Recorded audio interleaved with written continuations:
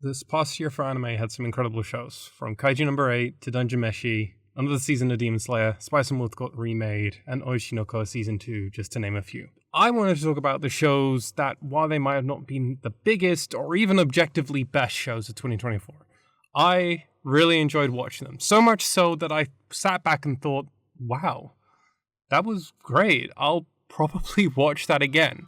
Here's a few notes for the board to remember for this list. Number 1, no long ongoing shows or new seasons of a show will be included. Why? Well, 1, it's my list, and 2, not everybody watches everything. So here are some shows you could watch right after this video. 2, nothing crazy popular. I don't really have a gauge for this. I looked around to see if people were watching it, what the trailers got, did it have a lot of members on my anime list, and did it seem like the general anime fan kind of knew of the show?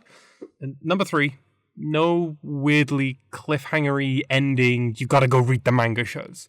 It's one of my biggest pet peeves, and it's something that so many shows either dangle the idea of we'll be getting a second season that either never materializes, or they never got the money for, or it's so open, it's go read the manga or the light novel. No shows like that here. So, without further ado, train to the end of the world. The world has been turned upside down. In some cases, literally due to the 7G event. The town of Ango is one of the few remaining settlements where its citizens aged 21 and above have been transformed into animals. Shizuru, a high school girl from Anko, is searching for her friend Yoka. Coming across a picture in the local newspaper, Yonka is in Ikebukuro. As such, Shizuru starts packing for a trip. Zejiro, the senile old conductor and the only sort of human in the town, comes to the rescue where he teaches her how to operate an abandoned train. Knowing it might be her only option to find her friend, Shizuru ventures off. On the day of leaving, however, her classmates join her and tag along last minute as they embark on a one-track adventure that might expose them to dangers far surpassing anything they have encountered. This is a show that is truly about searching the unknown. A coming-of-age journey, bonds growing stronger, making unlikely new friends along the way. A show which even spoils itself very cryptically in its first few episodes. If you're paying attention closely, that is. Battling against the odds and uncovering the mystery as to not only how this all happened, but why has it been allowed to stay this way. It's truly a really wacky show that really keeps you guessing and you're not really sure what's going to happen. One episode it's going to be all about zombies, but not in the traditional way that you would think about George A. Romero zombies. The next, it's going to be about fungus infection, brain control, hive mind.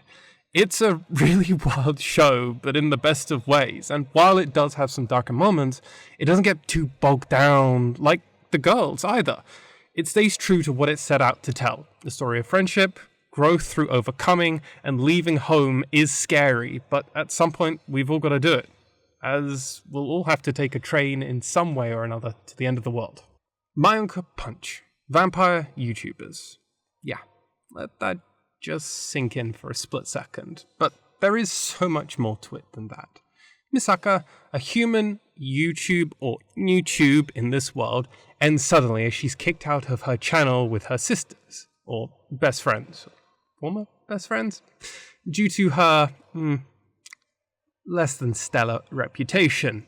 However, Live, a vampire who's just woken from her slumber, who happened to dream of Misaka and becomes obsessed with her. Things happen, but it leads to the two making a deal. Live will help Misaka reach her milestone of 1 million subscribers, and in exchange, Liv will get to drink her blood. I know, it sounds stupid, and it kind of is. And it never tries to play itself as anything else more than this outlandish premise.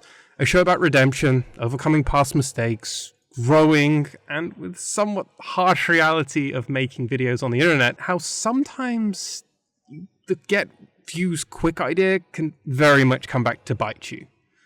Mayonaka Punch is fun. I didn't expect to enjoy watching vampires learning about YouTube and trying to grow a channel. Sure, there are some through-line plots, but it's rarely at the forefront of the narrative. It's commonly tucked away, but quickly moved on to a B or C plot that really makes up the main spotlight. Arguably, a show that benefits greatly from not being binge-watched. It needs to be broken away from. But there is something about how much fun they're all having that just makes it contagious, which is honestly why I suggest watching it more than anything. The Weakest Tamer began a journey to pick up trash.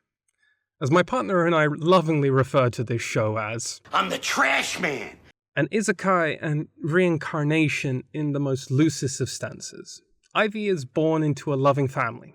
However, upon turning 5, it comes to light that sadly her skill, this world's magic, she has the monster tamer skill. But it turns out she's only got 0 stars, which for the village is a harbinger of misfortune. As a result, the village and even her own family shun her, forcing them to flee for their life, only being looked out for by the local fortune teller, who tells them to make it to the royal capital. Along her journey, successfully tames a slime called Sora, and makes some unlikely friends along the way. Truly a show that really puts you on the edge right away, and you're skeptical if you should really ever relax. Ivy and Sora go through a lot of worries, trials. They see the world for all the beauty and the horrors it contains. To heal trauma caused by those that you once loved, you have to learn to love again, which Ivy finds with Sora and begins to make her own family. This by no means builds quickly. The first episode is a trauma dump, and it then very, very slowly burns. But as the lead doesn't really retain any knowledge of their past life, and what suggestions do come from it are mostly misinterpretations or misunderstandings, which thankfully Ivy emotionally shrugs at and moves on. The show is far from perfect. They might be the weakest tamer, but they've got a big heart, and for what strange plot holes it does have, it's got charm. It tells a unique story, which frankly a large amount of isekais could learn from. Demon Lord, 2099. Very hard. God, this show. What happens when a medieval immortal demon lord is defeated, but not fully killed by the hero Graeme? Zoom on 500 years, he is brought back to life. The world that he once ruled over has been torn apart by war. The other immortals have been hunted down to near extinction, and technological implants called Familia allow mortals to use magic. This show is so unapologetically itself. While it does retain some connections to the wider cyberpunk genre, and obviously aesthetic, our main character,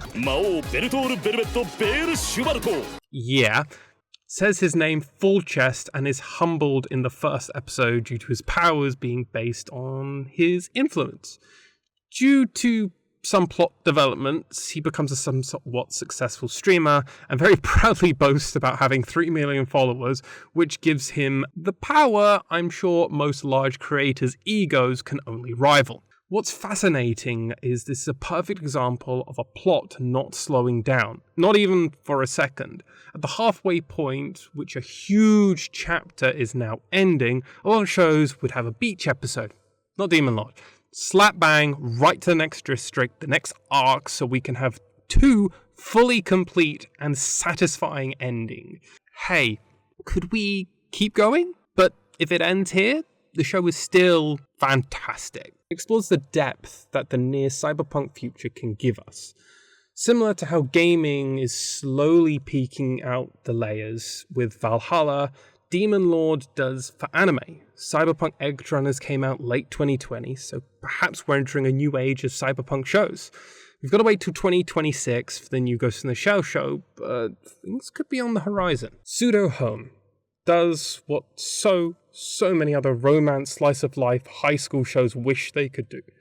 Have a harem, but make it wholesome and not creepy or weird. Enter NG. He's always wanted to be popular with girls, but he's just never had it happen. And if we're all being honest, even if he knew it, it was never going to happen. However, Rin, the new junior at the high school drama club, wishes to make his dream come true, using her impressive acting skills to become every type of Harem character. As her connection with Enji deepens, Ren expands her repertoire, quickly swapping between characters while enjoying high school life together in the club. Through her acting, the real Rin really tries to win over Eji's heart. The show makes a concise effort to do two things that simply is rarely ever seen, which is more impressive. One, the passage of time, but two, the depth to a relationship. To do these two things, the show has to sacrifice us, the audience, from letting to know anybody really outside of Eji and Rin. However, seemingly this rare thing in which a lot of shows have got to do for comic relief characters, the hot-headed characters, and for simply just doing a harem and seemingly having bad and evil characters and everything else. But in life, that's rarely the case.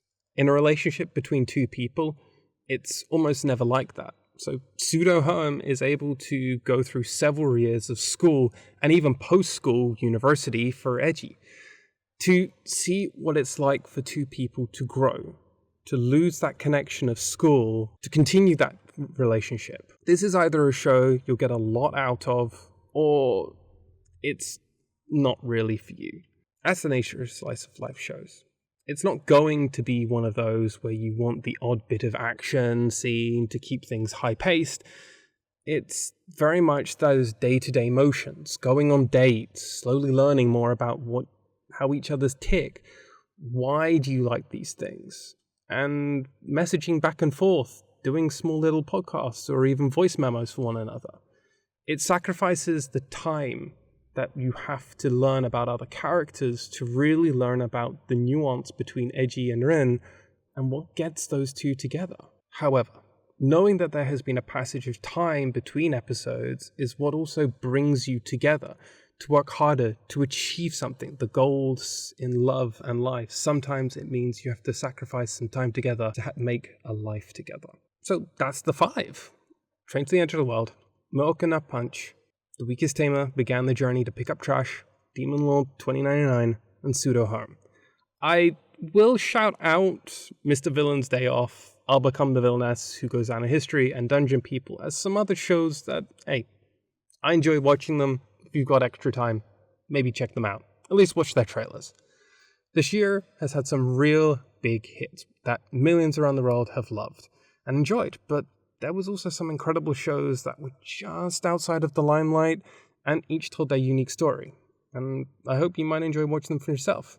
But also, I'm sure I missed some shows. What did you recommend watching that didn't really get as much fame as everything else? Let me know. Thank you so much for watching, and I'll see you soon.